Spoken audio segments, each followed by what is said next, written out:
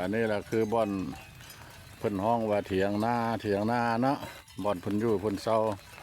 เพิ่นก็เตรียมสีเมื่อแล้วเนาะเพิ่นเอาเข้าขึ้นเล่าขึ้นเนี่ยละปั้นนะได้พูดละ100ไปสอบ200สอบท่านผู้ชมเอ้ยข้าวนาแซง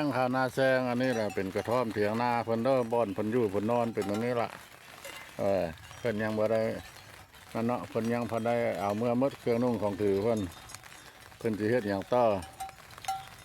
เฮ็ดหยังก็บ่ได้แล้วเนาะท่านผู้ชมเนาะเดือนนี้ก็เดือน5เดือน6แล้วเนาะที่ไหนก็ฮอดฤดูฝนเข้ามาแล้วอยู่นี่แหละมันเฮ็ดนาปีบ่ได้เด้อได้แต่นาแซง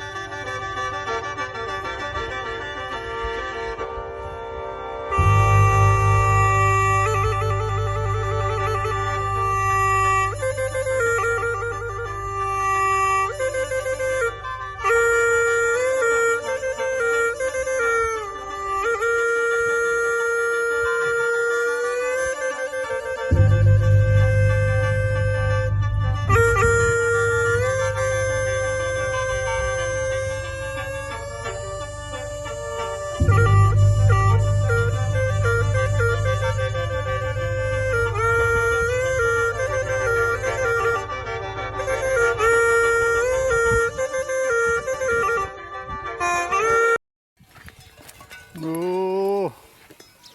พุงนุกยงนุกยางท่านผู้ชมเอ้ยพอบาดปลาไฟหลังเพิ่นตัดกกเข้าเนาะตัดกกเข้านาแซงสำเร็จเสร็จสิ้นแล้ว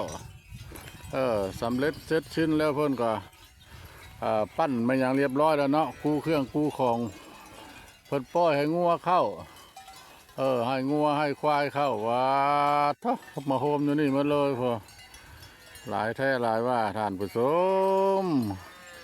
วิถีชีวิตของชุมชนเนาะชาวบ้านท่าแคเมืองท่าแคแข็งคำมวนเต็มไปด้วยบรรยากาศอุดมสมบูรณ์เนาะ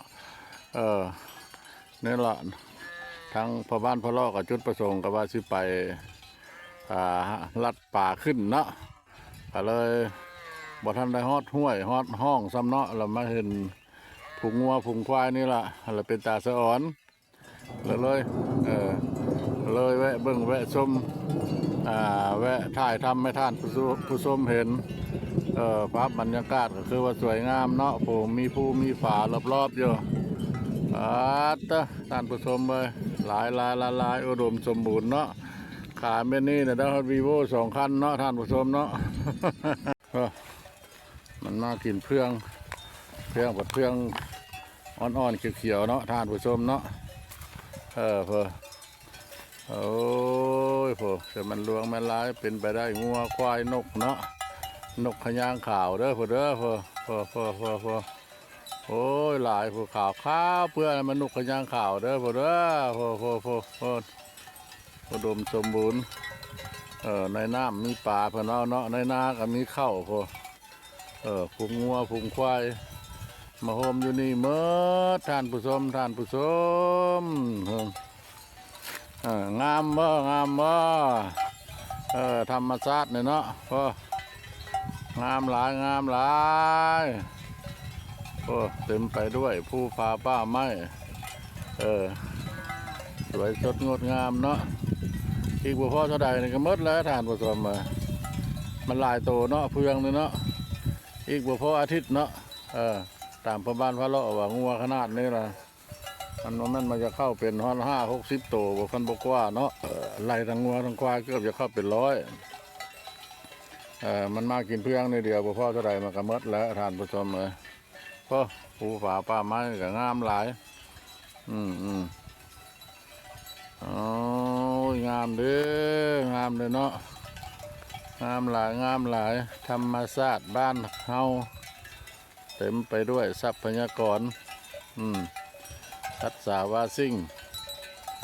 หลายหลายหลายมันเป็นธนาคารเนาะเป็นธนาคารของครอบครัว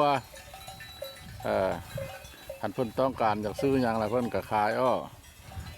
ต้องการหลายก็ขายหลายเนาะต้องการน้อยก็ขายน้อยบ่ได้ยากขายงัวขายควายในบ่ได้ยากราคาก็แพงเติบได้เด้ออยู่ลาวเด้องัวนี่ก็ตกตัวนึงคันมันเป็นเงินประเทศเพื่อนบ้านก็ละลาวว่า6,000เนาะ6,000หา8,000หรือว่า10,000เฉพาะงัวควายก็อยู่3-4หมื่นพนละตัวนึงท่านผู้ชมเลยควายมันชิ้นใหญ่กว่างัวเนาะ